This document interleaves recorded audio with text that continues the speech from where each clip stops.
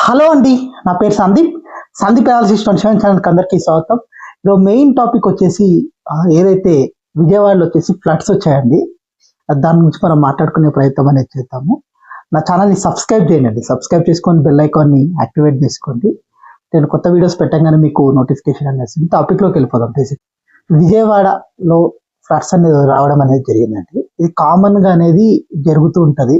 ఎప్పుడూ కూడా ఎక్కువగా వర్షాలు అనేది వచ్చినప్పుడు, ఏదైతే ప్రకాశం బ్యారేజ్ని వదిలినప్పుడు కంపల్సరీగా ఈ ఫ్లడ్స్ అనేవి విజయవాడలో అనేది వస్తూ ఉంటాయి.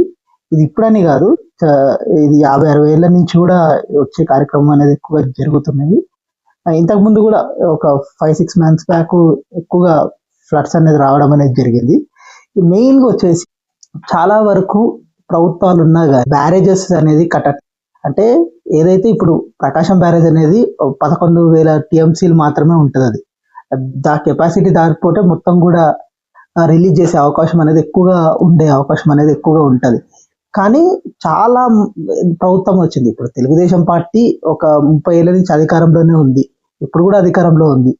ఒక బ్యారేజ్లు కట్టలేదు. ఈత కొండవీకి కానీ అలాగే ఇంకొక లేక్ దగ్గర వచ్చేసి బ్యారేజ్లు కట్టి చిన్న చిన్న బ్యారేజ్లు కట్టి ఉంటే ఇది విజయవాడకి ఇంత ముప్పు వచ్చేది కాదండి. కానీ ఇంతకుముందు కాంగ్రెస్ గవర్నమెంట్ ఉంది, తెలుగుదేశం పార్టీ ఒక 30 ఏళ్ళ నుంచి ఉంది, కాంగ్రెస్ వచ్చి 20 ఏళ్ళ నుంచి ఉంది, వైసీపీ అన్ని పార్టీలు ఉన్నా కానీ కూడా ఎప్పుడూ బ్యారేజ్లు కట్టే ప్రయత్నం అనేది చేయట్లేదు. అల్టిమేట్గా నష్టపోయేది మాత్రం ప్రజలే అండి. ఎందుకంటే వాళ్ళు చాలా రోజుల నుంచి సంపాదించుకున్న ఆస్తులు, వాళ్ళ ఐటమ్స్ అన్నీ కూడా ఇప్పుడు నాశనం అయిపోయి, ఇంతకుముందు 6 మంత్స్ బ్యాక్ కూడా జరిగిన దాంట్లో కూడా అట్లనే జరిగినాయి కదా.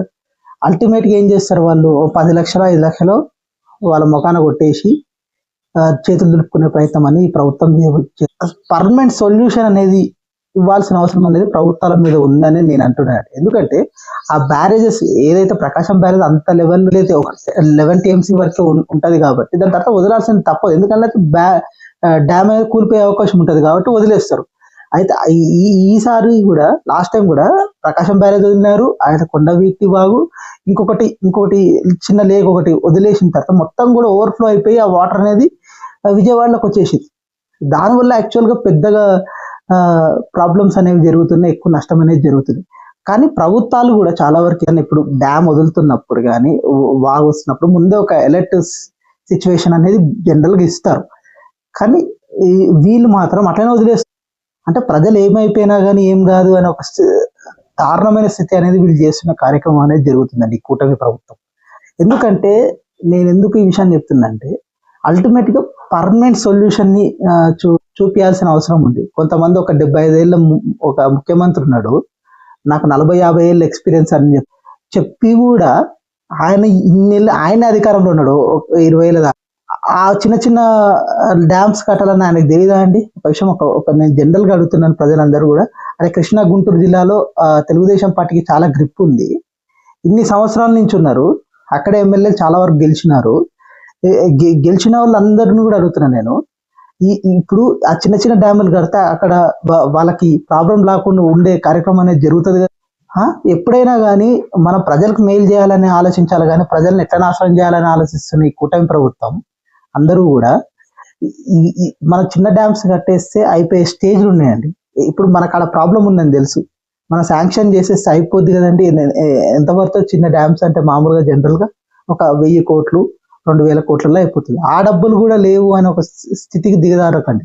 ఎందుకంటే పర్మనెంట్ సొల్యూషన్, ఇప్పుడు ఎప్పుడు చూసినా పెద్ద వర్షం వచ్చింది అంటే విజయవాడ మునిగిపోవడమేనా? అంటే పర్మనెంట్ సొల్యూషన్ అనేది కంపల్సరీ అవసరం అనేది నేను చెప్తున్నానండి. అంటే ఎందుకంటే నేను తెలుగుదేశం పార్టీ గురించి ఎందుకు చెప్తున్నానంటే, తెలుగుదేశం పార్టీ ఎక్కువ ఏళ్ళు పరిపాలించిందండి ఉమ్మడి ఆంధ్రప్రదేశ్తో కలిపి. నేను చెప్తున్నాను, ఆ కాంగ్రెస్ పార్టీ ఒక 15 ఏళ్ళు పరిపాలిస్తే వీళ్ళు 30 ఏళ్ళ దాకా పరిపాలించారు. ఇప్పుడు మొత్తం ఎన్టీ రామారావు టైం నుంచి చెప్తున్నా, అప్పటి నుంచి ప్రాబ్లం ఉంది. కానీ ఆ ప్రాబ్లంని మాత్రం తీర్చలేదు, ఓట్లు మాత్రం వేసే కార్యక్రమం అనేది చేస్తున్నారు. ఇది ఎంత దుర్మార్గం అండి. ఇప్పుడు మొన్న అన్ని కూడా స్వీప్ అయింది, 2024 ఎన్నికల్లో స్వీప్. కానీ ఈ సమస్యలను తీర్చే కార్యక్రమం అనేది చేయట్లేదు. అది నేను చెప్తున్నాను. అల్టిమేట్గా మనం ఏదైనా కానీ చేస్తున్నప్పుడు ఎవరైనా కానీ కంపల్సరీగా మనకు ఒక క్రెడిబిలిటీ అనేది ఉండాలండి. ఎందుకంటే మనం ఇంత ప్రాబ్లమ్స్ వస్తున్నాయి. అదే చంద్రబాబు గారు బిల్ అక్కడ ఉంటున్నారు, అక్కడైతే వాటర్ రావు, అక్కడైతే మొత్తం కూడా ఆయన డైవర్షన్ చేసుకునే కార్యక్రమాన్ని. ఇదే అండి నా ఇన్ఫర్మేషన్. కానీ మీకు నచ్చినట్టయితే కింద సబ్స్క్రైబ్ బటన్ ఉందండి, సబ్స్క్రైబ్ చేసుకొని బెల్ ఐకాన్ని యాక్టివేట్ చేసుకోండి, లైక్ చేయండి, షేర్ చేయండి.